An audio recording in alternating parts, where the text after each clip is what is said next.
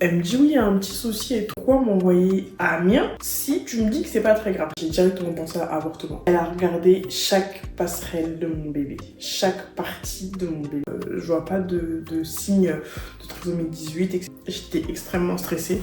Elles prennent l'aiguille et elles me la foutent dans le ventre. J'ai souffert, il a souffert, nous avons souffert.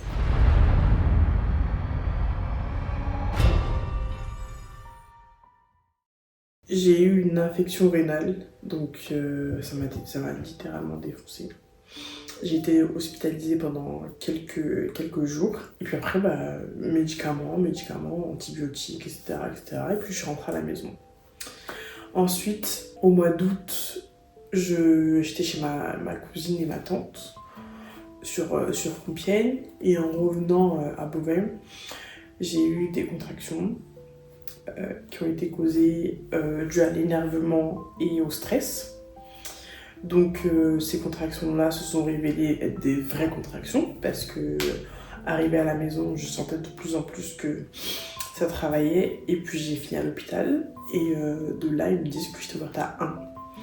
Donc eux aussi ils m'ont dit bon écoute, on va pas prendre de risques, ok, on va vous faire des piqûres de corticoïdes, cortisone, non je crois que c'est corticoïdes, ouais, des piqûres de corticoïdes pour booster un peu les poumons de bébé, pour que si vous êtes amené à accoucher là dans les lieux, et qu'ils puissent pour que ces poumons puissent maturer un petit peu. Et ils m'ont fait des piqûres, ils m'ont monté en chambre, j'ai été hospitalisée pendant à peu près genre 1 semaine.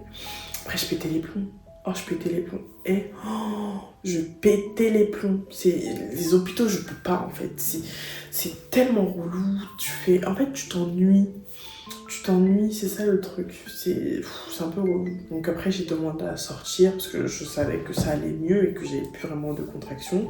Donc ça, c'était le 16 août que j'étais hospitalisée pour des contractions et que j'étais ouverte à 1 doigt. Je suis rentrée à la maison presque 1 semaine après.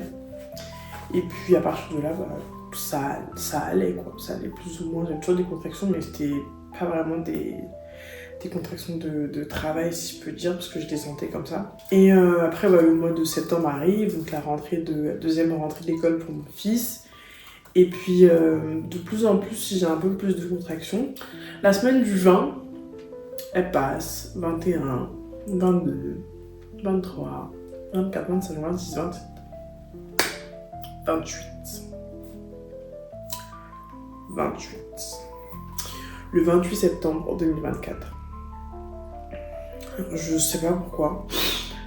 Alors que pendant toute ma grossesse, je m'étais dit, ouais, c'est bon, genre, je vais faire pas de fausse grossesse parce que franchement, cette grossesse, ça m'a saoulée. J'avais juste envie qu'elle se termine et qu'on passe à autre chose. Mais le 28 septembre, j'appelle mon ami donc Stéphane. D'ailleurs, si vous voulez vous faire maquiller pour des soirées ou des événements ou des mariages ou que sais-je, sachez que Stéphane maquille. Voilà. Donc je vous mettrai son Instagram aussi si vous voulez. Stéphane maquille. Bref. Donc du coup j'appelle Stéphane et lui dis ouais t'es où, tu fais quoi? Et il me dit ouais là je suis en train de maquiller quelqu'un et tout pour un mariage. Pourquoi? Et je lui dis ouais papa t'as fini, passe à la maison à faire les photos de grossesse. Il me dit hein? Je dis oui, j'ai changé d'avis.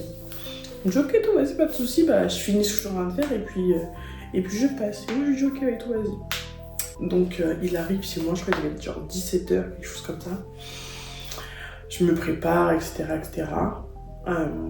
Et je me maquille. Je commence à choisir les tenues à préparer pour faire le shooting photo. Et donc du coup tout se passe très bien. On enchaîne les photos, tac, avec les enfants, toute seule, avec le papa. Bref, on a fait ce qu'on devait faire. Et puis on a fini pour 22h30, 23h, si c'est pas n'importe quoi. Et après on est parti se poser au KFC pour manger, parce qu'on avait super faim. Arrivé au KFC, déjà qu'on a pris la voiture pour y aller, je sens que quand il prend des dodanes là, ça résonne dans mon utérus quoi, parce qu'il d'habitude on n'arrive pas. Et je sens que ça me fait mal, mais je suis inconfortable plutôt. Ouais, je suis plutôt inconfortable, genre c'est bizarre. Donc bref, on va manger, on rentre à la maison. Moi j'étais explosée. J'étais littéralement explosée, j'en pouvais plus, je voulais juste rentrer, me laver, dormir en fait. C'est ce que j'ai fait. Je suis rentrée à la maison, j'ai pris une bonne douche et je suis venue me coucher. Oh, j'ai dormi, je crois, 30 minutes. J'ai dormi, ouais, littéralement 30 minutes. Quand je me suis fait réveiller par une douleur à l'œsophage, genre, j'avais mal de là, ici, jusque là. En fait, à cause des brûlures d'estomac, j'ai mangé épicé, plus l'acide de l'estomac.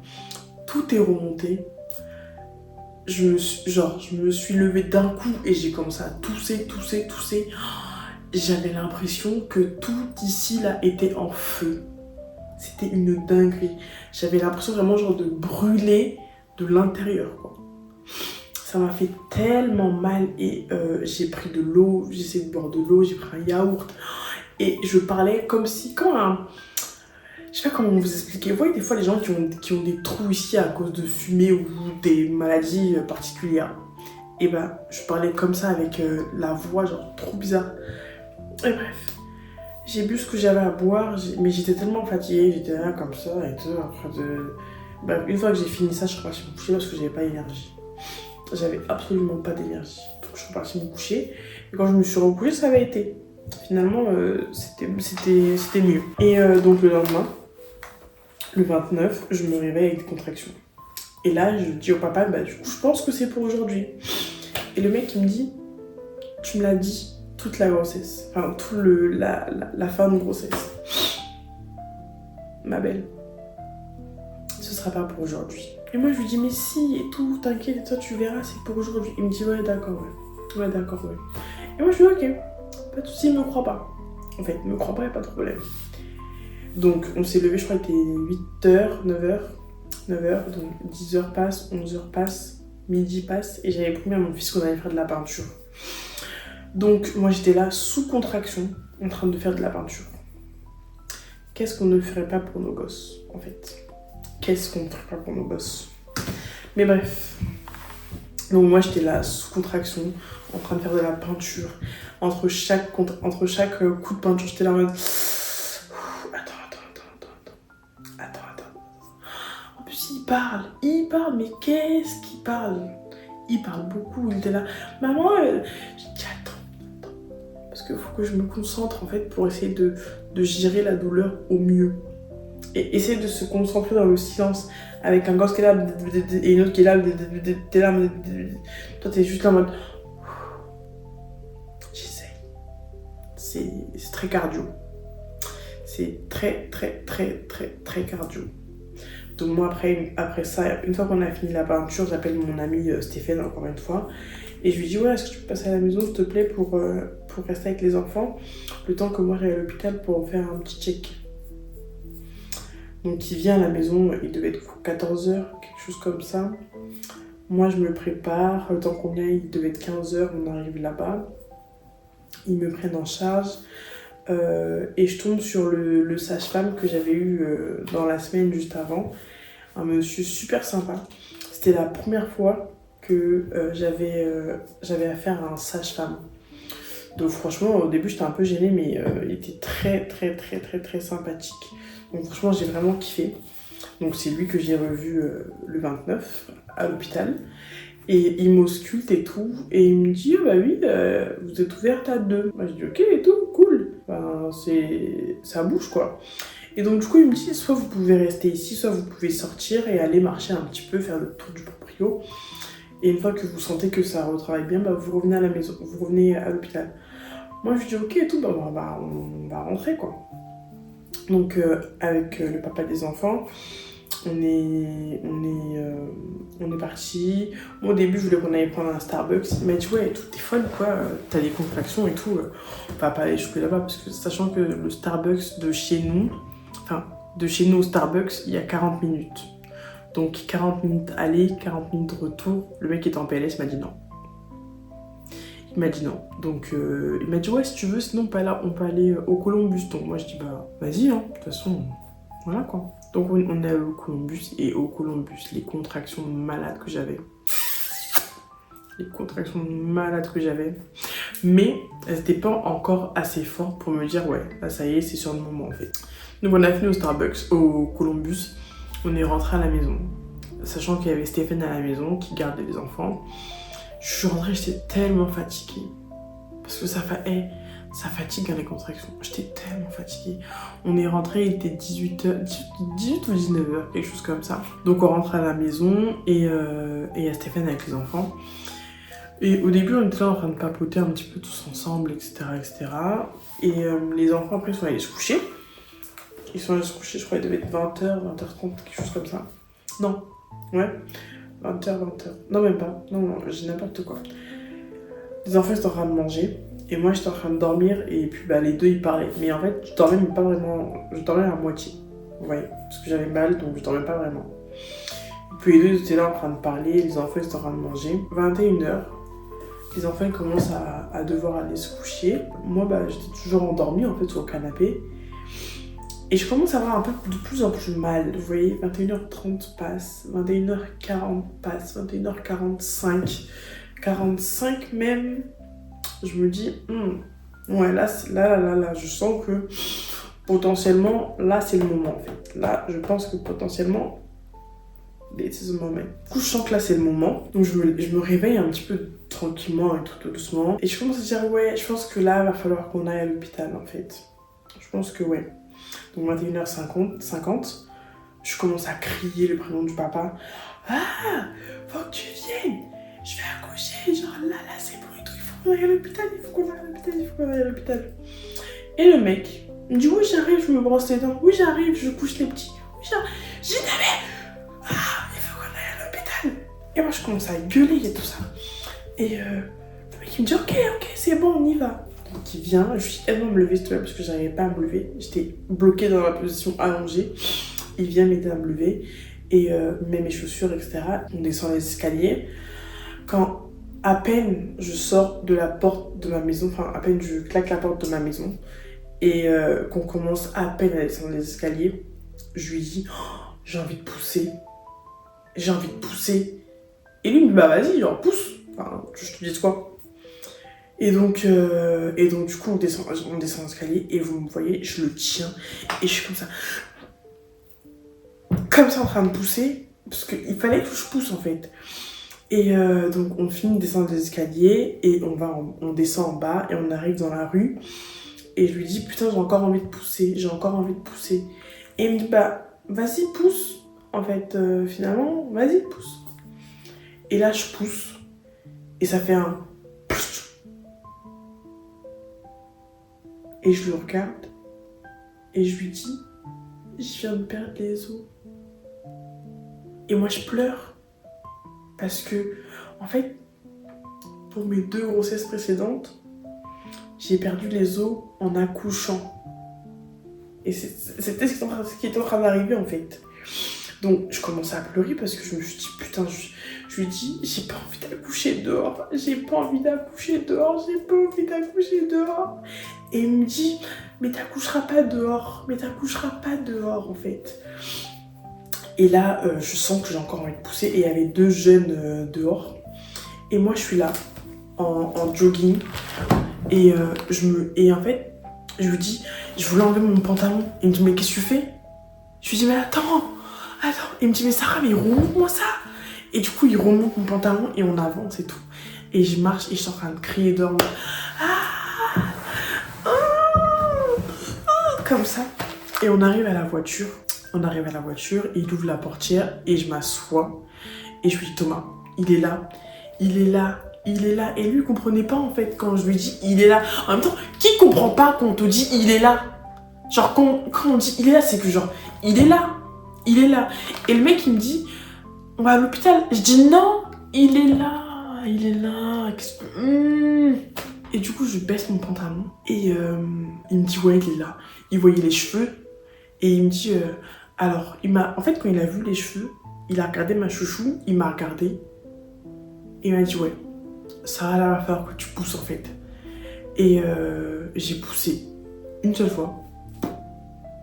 Il est sorti genre, comme ça. tranquille. Il y avait les deux jeunes là, comme je l'ai dit, quand on est descendu. Les deux jeunes qui viennent nous voir et tout, ils me disent ouais, vous avez besoin d'aide, etc. etc. Là, il y en a un autre qui dit, il y en a un qui vient nous voir et qui nous demande si ça va, si on a besoin d'aide. Et l'autre qui me dit je suis au téléphone avec les pompiers, hein, vous inquiétez pas et tout ça. Donc il parle avec les pompiers qui leur expliquent que oui, il faut confier dans la voiture, faut mettre le chauffage à fond, pas que bébé il est froid, bien l'envelopper tout dans des vêtements, etc. etc. Bah, il était toujours au téléphone avec les pompiers. Et moi, pendant ce temps-là, j'étais en train d'évacuer mon placenta. Donc ça aussi c'est sorti assez tranquillement finalement. Tout s'est bien passé, Dieu merci. Les pompiers sont arrivés, je crois, même pas 5 minutes après que j'ai accouché. Ils sont arrivés, ils ont clampé le cordon, ils ont coupé le cordon. Ils m'ont pris en charge quand même assez rapidement. Ils nous ont emmenés à l'hôpital. Et donc pendant le chemin jusqu'à l'hôpital, ils étaient à me poser des questions. C'est votre premier? En général, on est souvent surpris avec le premier.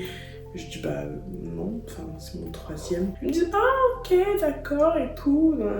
Et je dis non mais j'ai pas eu l'habitude d'accoucher dans la rue comme ça dehors comme une vagabonde. Genre je sais pas, voilà. Mais c'était quand même drôle. Enfin maintenant que j'y repense en tout cas c'est drôle. Donc on arrive à l'hôpital.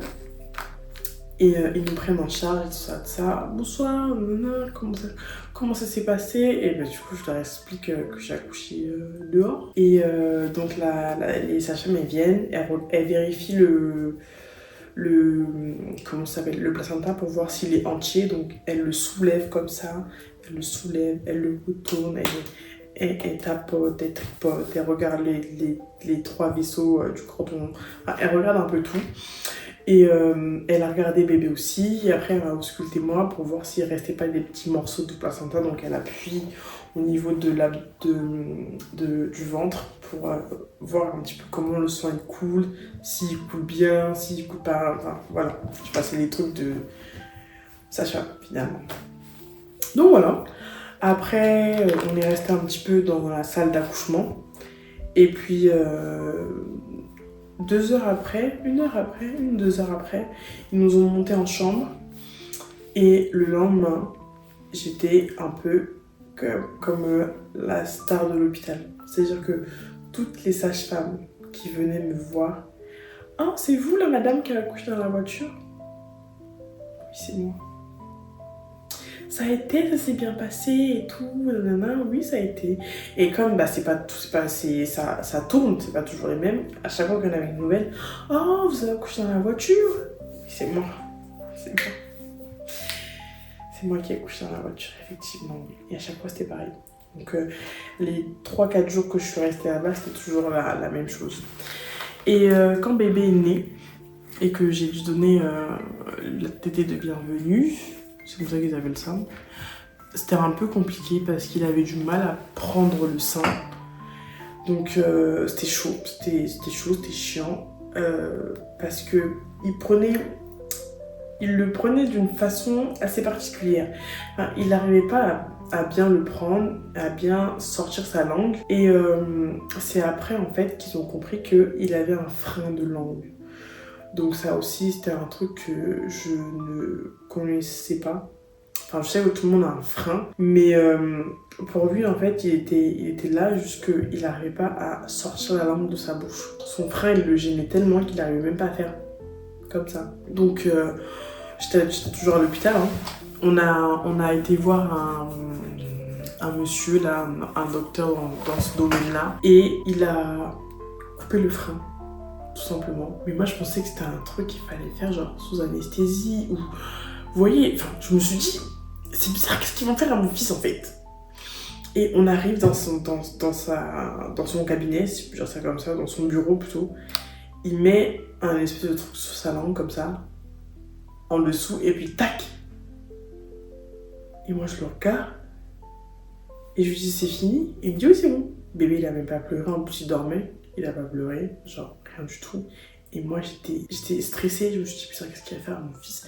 Et quand il a coupé, mon fils il a saigné, j'ai regardé sa langue, j'étais là, yo!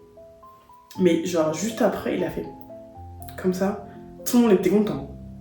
Tout le monde était content. Les sages-femmes étaient là en mode ah vous avez vu? Il a sorti. Je l'ai vu aussi. Et c'est vrai que juste après ça, c'était beaucoup plus simple, la tétée. C'est vrai, c'était beaucoup plus simple. Mais il fallait quand même qu'il apprenne à bien le faire, etc. etc. Donc voilà. Et après ça, on est rentré à la maison. Et puis voilà, tout se passe bien. Maintenant, il a 2 mois et demi, sur ses 3e mois là. Tout va bien. C'est un petit bébé qui prend bien du poids, il grandit bien. Et puis voilà, moi je suis contente. Donc voilà. J'espère que ma petite story time vous aura plu. N'hésitez pas si vous avez des questions et voilà. Voilà. N'hésitez pas à vous abonner et à liker et à partager. Bye!